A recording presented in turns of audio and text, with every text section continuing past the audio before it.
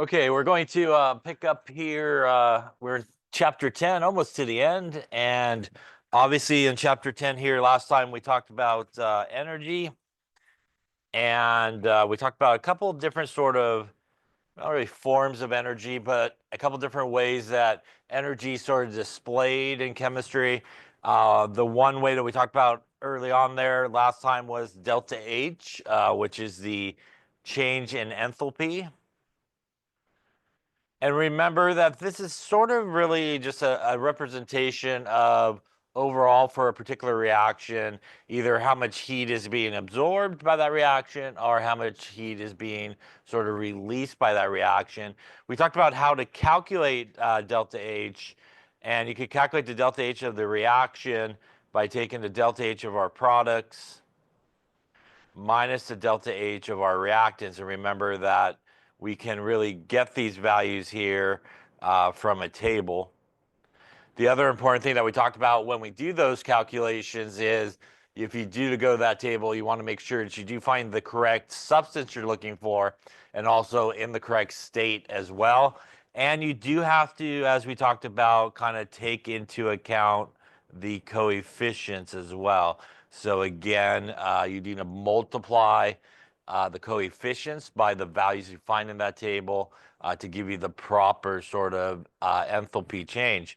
Now, when you do that and you calculate the delta H of a reaction, for example, and as we talked about, you end up with a negative number that tells you that overall you got an exothermic reaction or process sort of occurring. If you do that and you get a positive value, that's going to be an endothermic reaction where heat and energy is going to be absorbed. We saw some energy diagrams that sort of represent each of those. And in one case here, for example, it looks a little something like this. This is our reactants, which is our starting material, our products down here.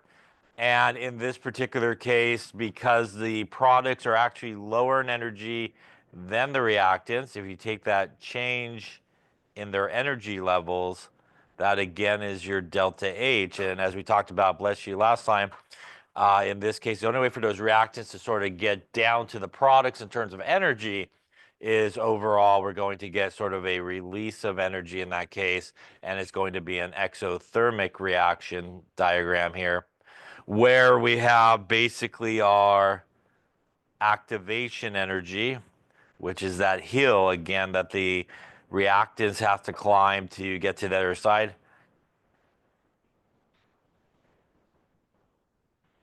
And that's the minimum amount of energy that's required for this reaction to take place. So if we just did our kind of delta H calculation for this guy here, like we did last time, we could see that our products are lower in energy. So it's going to be a smaller number minus our reactants. That's a higher in energy. We're going to get a larger number. And again, that is sort of where the negative comes from when you kind of subtract those differences. And that's different than when we look at an endothermic sort of process. We see sort of different placement, if you will, of the reactants versus the products. Here we have reactants in our products, and in this case, our reactants are actually lower in energy than our products. So for those reactants to get up to the products. Again, if we take our differences here between our reactants and our products, that is the delta H of the reaction. And we also have our larger activation energy that we see here in our endothermic reaction. Again, a bigger hill to climb to get to the other side. Same idea as we talked about last time. We took the delta H for this reaction. Our products are actually higher in energy, so it'll be a larger number than our reactants that are lower in energy, which will be a smaller number. And that is going to yield you that kind of positive value that you would expect in an endothermic reaction. So as we talked about, that is probably, I would say, 99 times out of 100, how you would perhaps just in a problem, or if you're given information, determine that the reaction is exothermic or endothermic is they just kind of give you the delta H value with the reaction or the equation. And again, just seeing the positive or negative sign there will tell you what's going on. The numbers all not that important in terms of exothermic or endothermic. Again, it is really the sign that's important there. We then talked about kind of the other way to look at sort of energy, and that was specific heat capacity. And we have an equation of Q is equal to ms delta T. Remember that that is heat or energy, and that has either units of joules or calories. M is mass, which has units of grams. S is the specific heat capacity.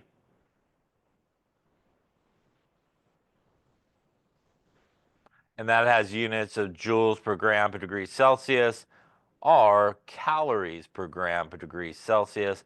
And our delta T there is our change in temperature.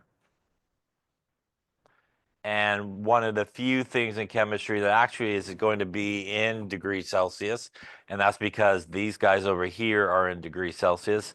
And remember, also important when you do that change in temperature, always the final minus the initial, as we talked about. That is really what's going to determine whether or not you end up with a positive value for Q or a negative value for Q. So mass is a positive number. Specific heat capacity is a positive number. So it's really that change in temperature that's going to determine whether or not you end up with a negative or positive value for Q.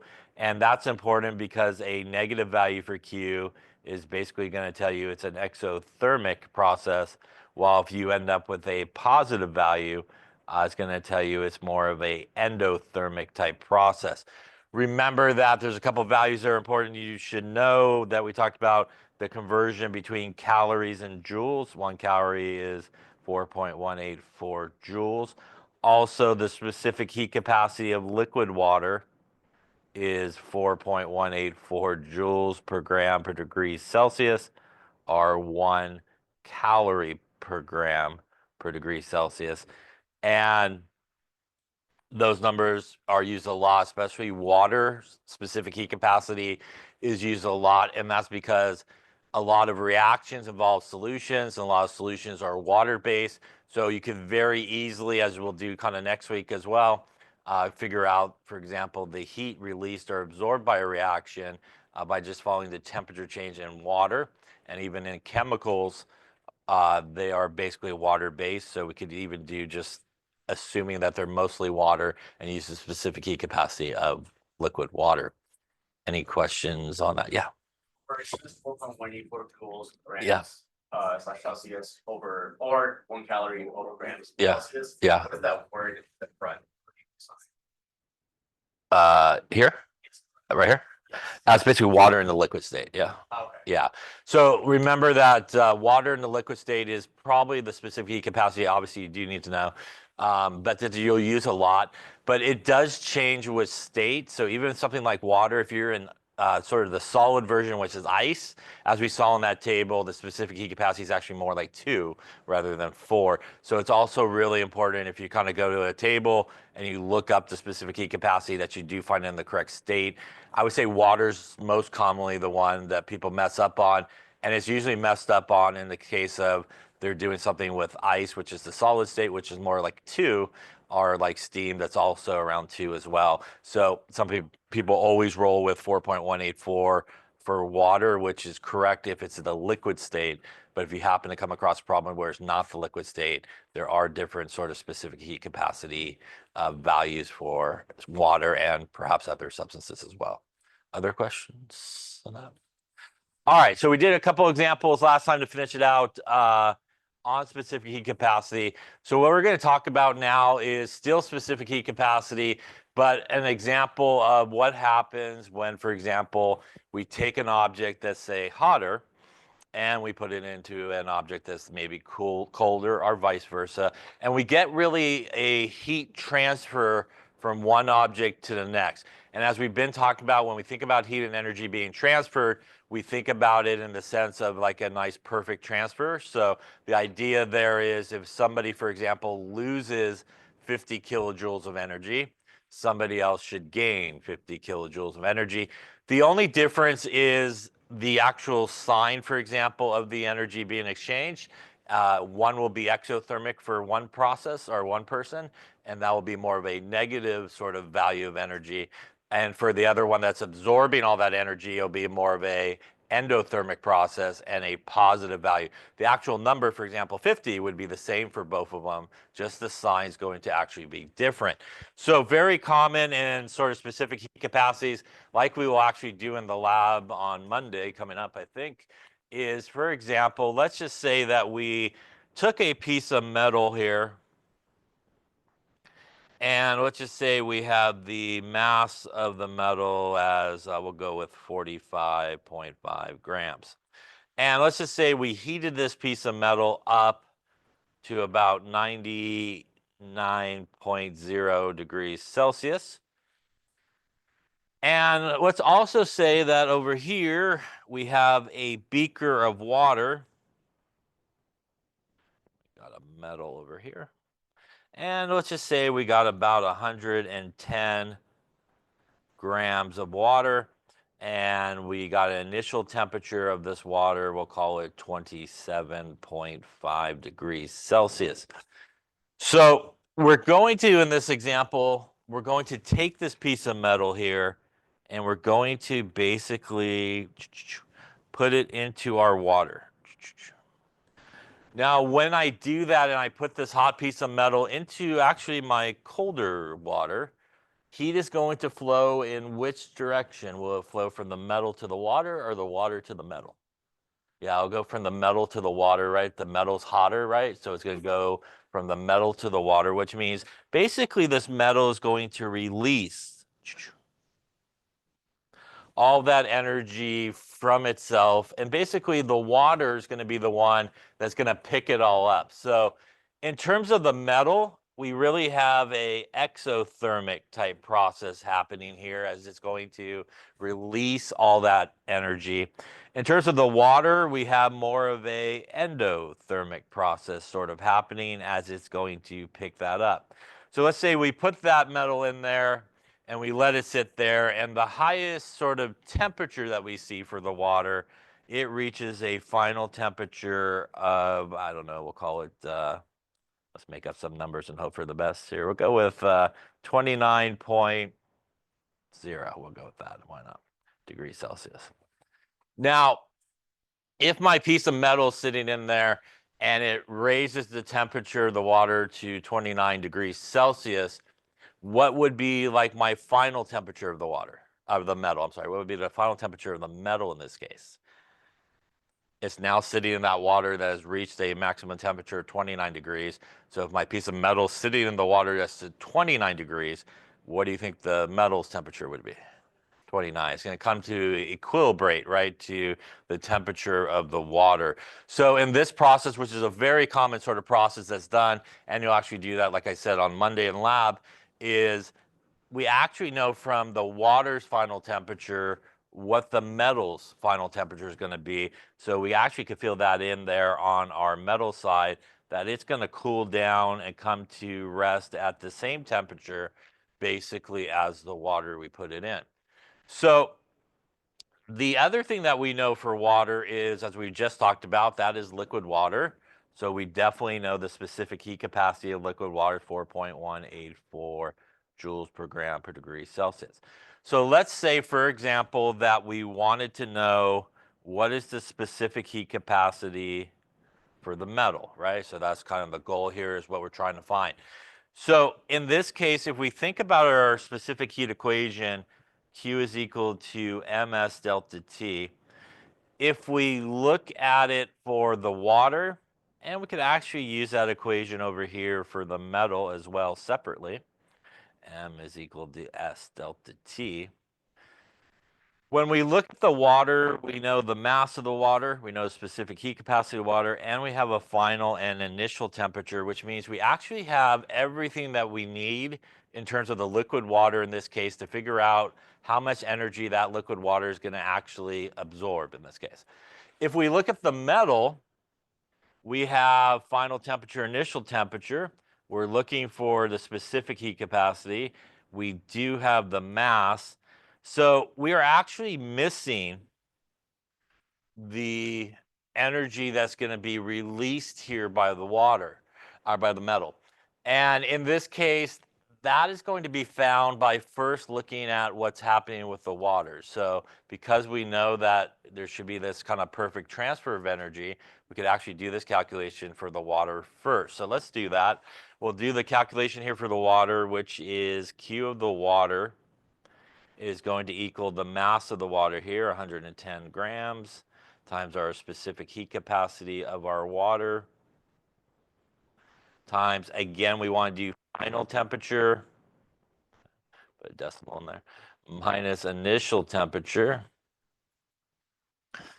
And if we do that there, and clear your calculator, there we go, 20. We'll go 110 times 4.184, and we're going to times it by our 29 minus 27.5, and that's going to get us here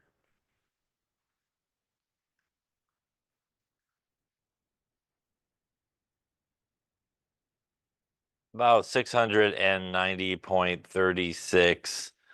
And the units are going to be, grams are going to cancel, degrees Celsius will cancel. It's going to leave us joules. We ended up here with a positive number from my made up numbers, so we'll hope for the best here, but we ended up here with a positive number. And that does make sense for the water. If we think about what we just talked about at the beginning, it should be absorbing that energy, right? So we should end up here with a positive value. Now, how this helps us with the metal is, as we talked about, all the energy that the water has just gained came from one source and one source only.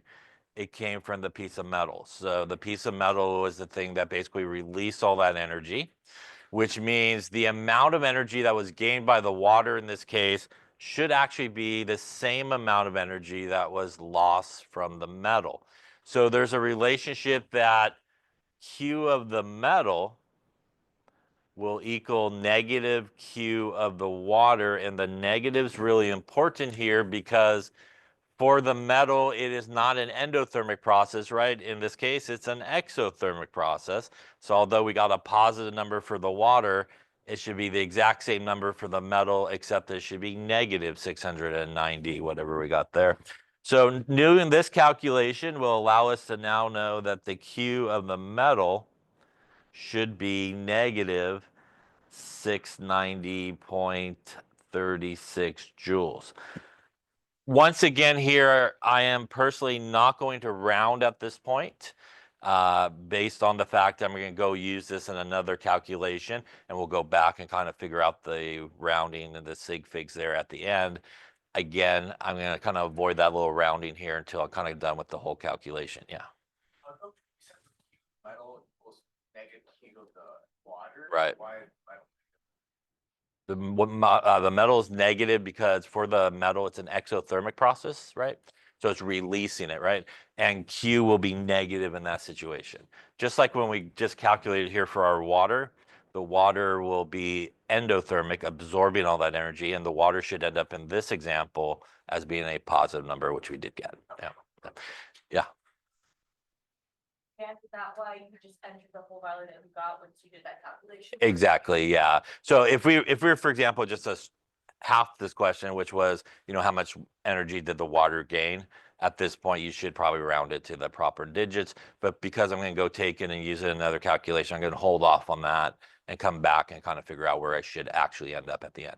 And to answer your question, we'll see it here in just a second, why the negative is important, to make sure that you do that relationship. It's really sort of the opposite relationship.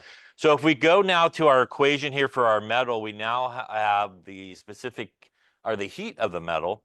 We could solve for S, and S would equal Q of the metal divided by M delta T. And again, basically we're just taking the M and the delta T to the other side, and we're dividing. Yeah, so we're just going to divide that to the other side. And if we put in our number here, we're going to go with our negative 690.36 joules. We're going to take the mass of the metal, which is 45.5 grams, and we're going to take the change in temperature. Now here again is super important in this example that we definitely do final minus initial for the metal. final temperature of the metal is 29 degrees Celsius, minus our initial, which is 99 degrees Celsius. That's important because that number right there is going to give me what type of number, positive or negative? It's going to give us a negative, which is also why it's important to do that relationship on the other guy, because those two negatives are now going to turn my specific heat capacity into a positive number, which is what it should be. So again, that's why you want to do that relationship. And as we talked about last time, why you just don't want to kind of take the difference in the temperature, because in certain cases, the negative is quite important in terms of your final outcome. So if we do that there, we got negative 690.36 divided by 45.5. I'm going to hit equals, divided by, again, 29 minus 99. And in this case here, we end up with, on our calculator, 0.21675. Not bad for making up numbers, I guess. 3532. Obviously, that's a lot of numbers. In terms of units, by the way, in this case, nobody is canceling out. So all the units remain. So the joules go up on top. The grams and the degrees Celsius go on the bottom. Once again, nothing changes in terms of the units, as nothing does cancel out in this case. Now, first off, any question on the calculation? Obviously, we need to clean it up here to some sig figs at this point. At this point, what we want to do is think about sig figs. So if we go back to our original calculation here, that is multiplying. So here, that is 3 sig figs. This guy is 4 sig figs. When we subtract our first temperature change, we should be going to decimal places. And that was 1.5 degrees Celsius, which is actually 2 significant figures, technically, when we did that part. Which means really our answer from the first part here of Q should actually hit 2 significant figures, which is right there, which means technically speaking, this number should have been something like 690, right? In terms of that. That's important. Now when we come over here, we're really dividing, right? So that's going to really be 2 significant figures is what it should have been. On the bottom, we got 3 significant figures. And once again, here we do need to subtract and see what we got there. And if we just did the subtraction, we actually get 70. But because we're subtracting, it really should be 70.0 because of the decimal places there, right? And we're subtracting, which means significant figure-wise, this number actually has 3 significant figures, right? If we did it correctly. That means grand total here, we should end up at 2 significant figures following it all the way through. That's going to take us to here. We've got to go there and round up. So finally here, after coming back and analyzing, something like this would be probably the proper answer there. Again, the number will say with the joules and grams per degree Celsius there is on the bottom. Any questions on that there? So this is a very common sort of practice with specific heat capacity. You could do this very simply, as we might have talked about last time, and that you'll actually do on Monday. Couple of styrofoam coffee cups, nice insulated coffee cups with some water, and a thermometer is pretty much all you need. Now, when you calculate something like this or do an experiment like this, for example, in lab, under constant pressure, which is typically what happens in the lab, the pressure in the room doesn't change all that much. What you're actually calculating in addition to Q is actually the delta H of the reaction. So you could actually, if you did a reaction, you could dump some chemicals into a couple of styrofoam coffee cups and just follow the temperature change, do a very simple calculation like what we just did, and a couple other parts to it, but you could very easily figure out something like the enthalpy or the change in enthalpy for a particular reaction with not a lot of fancy equipment needed to do so. Any questions on that there? All right, I tried one, you try one now. There we go. By the way, this right here is a relationship of the idea that when we're just talking about that as we do not lose any heat or energy in this transfer of energy from one object to the next, the overall energy or heat should be 0, and it's the total of, in this case, the water's Q, and so that's basically Q for the water, and that's Q for the metal. Now, this might be deceiving, just so you understand the relationship here is when we set these equal to each other, we got to bring one of these to the other side, for example, whichever one you want. And this is really what we just talked about, that Q of the metal is equal to negative Q of the water here. So you need that, again, negative sign on one of them to allow the relationship to be correct, when you're doing that. But if you're assuming no heat loss, you basically can kind of set them equal to each other. You basically could do ms delta T of the metal, for example, equals negative, for example, ms delta T for the water. And again, that negative sign is really important. So you can kind of set both of those equations equal to each other. But again, you got to have that negative on one side to kind of flip it correctly when you do that relationship. All right, so why don't you give it a go? You could also, in a case like the example we just did, or maybe this example as well, you could just do two separate calculations and put them together correctly.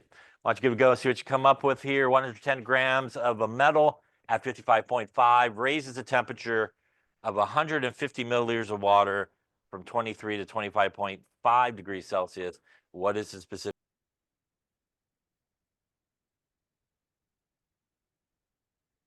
Okay, so let's take a look, see how you're doing. So in this example here, it's pretty similar to what we've been talking about. We have a piece of metal here. It's got a mass of 110 grams. It is initially at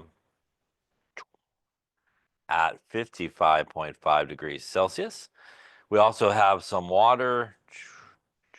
We actually don't have the mass, but we do have the volume of the water, 150 milliliters. We do have the initial temperature of the water, which is 23 degrees Celsius. We're going to toss that metal in there, and the water is going to rise in terms of temperature to 25.5 as that goes for a swim. We also know that once that occurs, that then gives us basically the final temperature of our metal, which should then cool down, right, to 25.5 in this particular case. And again, we can look at our equations here. Q is equal to ms delta T. So since this is water, we also always know the specific heat capacity of the water. And in this case, we're looking for the specific heat capacity of our metal. And once again, for our metal side here, we are again missing the heat of the metal, and that's going to be found by the water, which we have pretty much all the information needed to calculate it. So just like last time, I'm going to kind of use the water here's information to figure out what is happening. And we should also know, as we would expect in this case, the metal should be releasing that energy as it is hotter at 55 degrees versus our water that was at 23. So once again, we have the same situation as we did in that example. Our metal here is going to be exothermic, right? And our water is going to be endothermic, picking up that energy. So we'll start with our water. Q is equal to M, which is our mass. We don't have the mass given to us, but we do have the volume. So another thing that you should know is the density of water is 1 gram per milliliter. So you could actually use that to figure out the mass of the water in this case. So we could use the density as a conversion factor, 1 gram per milliliter. We multiply them, the milliliters will cancel, and that will leave us 150 grams of water. And that will what we will use here, 150 grams. Our specific heat capacity, 4.184 joules per gram per degree Celsius. Again, we want to go final temperature, 25.5 minus initial 23 degrees Celsius. I'll pop up there. And in this case here, we will end up with 150 times 4.184 times 2.5. That's going to give us here 1,569 joules of energy. As the grams will cancel, our degrees Celsius will cancel. It will leave joules as the only one left. First off, any questions on that part there? Again, I'm going to hold off on the rounding part at this point because I know, again, I'm going to kind of use it in the next part of the calculation. So we know that all that energy that was picked up by the water had to come from the metal. So again, we could use that relationship of Q of the metal is equal to negative Q of the water. Again, that negative side is going to allow us to kind of change it to what we need. And that's going to be negative 1569 joules. So solving now for S here, dividing these guys to the other side, going to give us a specific heat capacity of the metal. Once again, going to be our Q of the metal divided by M delta T. Taking our negative 1569 joules divided by our mass, which in this case of the metal, 110 grams. And again, we want to do final minus initial here. So we got 25.5 minus our 55.5 degrees Celsius. Once again, in this particular example, that's going to yield us a negative, which is important once again for the negative that we got up on top. So we take 1569 divided by 110 divided by our difference there of 25.5 minus 55.5. Gonna get us here a 0.4754545.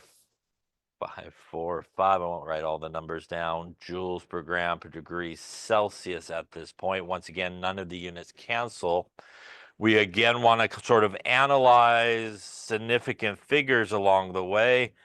So in our original calculation, we had 4 sig figs, 4 sig figs.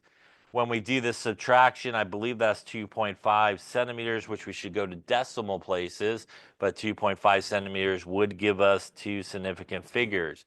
That means, technically speaking, this number here should have been something like 1600 if we were to stop at that point. That means technically over here, that was still 2 significant figures. This is 4 significant figures. When we do this subtraction, that's 30, but not just 30 because there's decimal points here as we're subtracting. So really that's 30.0. So that is technically 3 significant figures. So again here, 2 significant figures is really where we should end up. That's going to mean we need a little bit of rounding there. And 0.48 joules per gram per degree Celsius. Any questions on that there? So this, like I said, a very common sort of specific heat procedure, kind of following really the temperature change of water because we know the specific heat capacity of water. All we need is a thermometer, and we can figure out how much water gained in energy in this case. By the way, it doesn't always mean that water will always gain energy. There could be situations where water actually will release energy, right? So if you took like a cold piece of metal and put it into warm room temperature water, the flow of energy would actually go the opposite direction, right? So that's also a possibility. It's kind of the idea of like, for example, like making ice cubes, as we talked about, I think the other day, when you put that warm water, room temperature water in the freezer, the water is actually going to be releasing the energy, right? And that's the situation you could have in this case as well. Yeah. Any questions on that? Yeah. Because on the bottom, when you do the subtraction, you're seeing it's 3 sig figs, but isn't it based on decimal point? It is. So when you subtract 25.5 minus, what was it, 55.5? You basically get 30, right? But it should be 30.0, right? Because each of those temperature values go to 1 decimal place. So that will give you the 30.0, which does give you the 3 sig figs. Now, if you just did 30, you may be tempted to go, oh, that's like 1, right? Because the difference on your calculator just shows 30, right? And you might think it's 1, but it's not. You do have to go, as you correctly said, decimal places, which takes us to 1 decimal place. And because of that 1 decimal place that has a decimal point in it, that 0 at the end is significant. And that's how we get to the 3. Yeah. Other questions? All right, then let's continue on here. A little bit about energy and nutrition. So we talked about nutritional calories, which are capital C's. And once again, a reminder that 1 nutritional calorie with a capital C is 1 kilocalorie, or 1,000 of the little calories. A calorimeter is used to figure out, for example, how many calories there are in food. On your nutrition labels there on the back of food products, this is how they do it. This is what's sometimes referred to as a bomb calorimeter because they pretty much set the thing on fire. So you put your piece of food, like your cookie there, for example, in this really well insulated container where it's not going to lose any heat from to the outside. It's not going to gain any heat from the outside. And we basically have water and a thermometer in there, some wires and oxygen. Spark it. Going to set this cookie on fire. Basically, it's going to change the temperature of the water. And basically, all they do is a very simple calculation: Q equals ms delta T. And they can figure out, again, how much energy was gained by the water, which means how much energy was lost by the cookie, for example. And they could turn that from regular calories into nutritional calories and figure out basically, how many calories there are, say, in that cookie. Now, when we do those things, if you ever look at a nutritional label, there's 3 types of foods that we see: carbohydrates, fats, and proteins are usually listed on there. And each of those have basically what is referred to as a caloric value. So for example, here, the caloric value for carbohydrates is 4 kilocalories per gram. For fat, it is 9 kilocalories per gram. And for protein, it is 4 kilocalories per gram. So for example, if you look at those nutritional labels, they'll go, okay, it contains 5 grams of protein. It contains, 3 grams of carbohydrates and maybe 6 grams of fat. So basically all you would have to do in that case is basically multiply each of these things by their caloric value. So you take your carbohydrates, which is 4 kilocalories per gram. You take your protein, also 4 kilocalories per gram. And you take your fat, which is 9 kilocalories per gram. And when you multiply those guys out, for example, here we got 6 times 9, which is 54 kilocalories from the fat, 20 for our protein, and 12 there for our carbohydrates. You basically just add them together there. So we got there 6, 2, 3, 86 kilocalories. And that is the same as a nutritional calorie. In my experience, usually on package and labels, they round down for some reason rather than rounding up on calories. So they usually round down. But if you look in like calories per serving, that's basically how it's calculated, something like that. And like I said, sometimes they do a little interesting rounding and stuff like that. But that's how you get those kind of nutritional calories that you get there. Now, constant pressure calorimetry, which is typically what we do in the lab, and again, we'll do it on Monday as well, basically is a super simple sort of process. You just need some nice insulated type coffee cups, a thermometer, and something to use as a lid. And like I said, in most cases, you could do something like we did in those examples where you have water, you put an object in there and see the difference in temperature. But you could also do it with different reagents and actual just 2 solutions. Again, if you took some hydrochloric acid and you took some sodium hydroxide and put them together, AQ, which is this symbol here, AQ means aqueous. It basically means a water environment. And because it's mostly made up of water, you could use usually the specific heat capacity of water. And that's that 4.184 number. You can follow the temperature change. You could do your specific heat sort of calculation.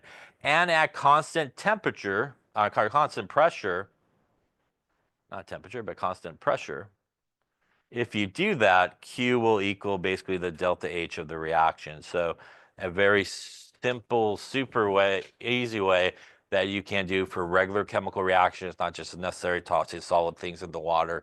And you could just follow the change in temperature of basically the water or the solution. And you can basically do a very simple calculation and figure out, how much energy is again being absorbed or released in that particular reaction.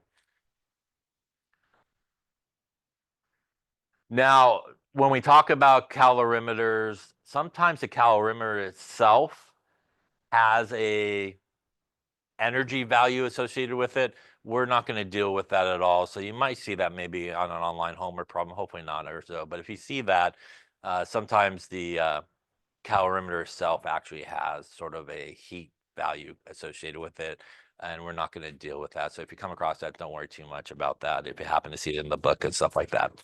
The last thing we're going to talk about in this chapter is thermochemical equations. And when we look at equations that have energy values associated with it, we can sort of manipulate the equations a couple different ways. So for example, if this equation here, this is basically water going from ice to liquid water, we see that the delta H value here is positive 6.01 kilojoules per mole, really, is what that is. That, by the way, is endothermic or exothermic. That number should tell us this is. It is endothermic reaction, right? It's a positive one, right? But if we were going the other way, and we basically reverse this reaction, we get this. We're going from liquid water to ice. And in this particular case, it is the same amount of energy, except the sign is now negative, which implies that process is exothermic. So if you're given an equation that has an energy value, that is to say negative 100 kilojoules, and you need the equation going in the opposite direction, the reverse of that, all you have to do is change the sign. And the reason for that is as we calculate delta H, which is products minus reactants, right? When we reverse the reaction, our products become our reactants become our products. So we get the same difference, but the sign changes basically.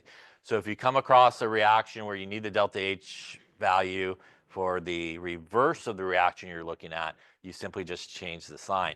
Other things that could happen is, let's just say we had 2 of this here, right? Say these were all 2s, and we needed to multiply everything by 2 instead of 1, but we had the 1 value there. So if we had this original guy here that I wrote,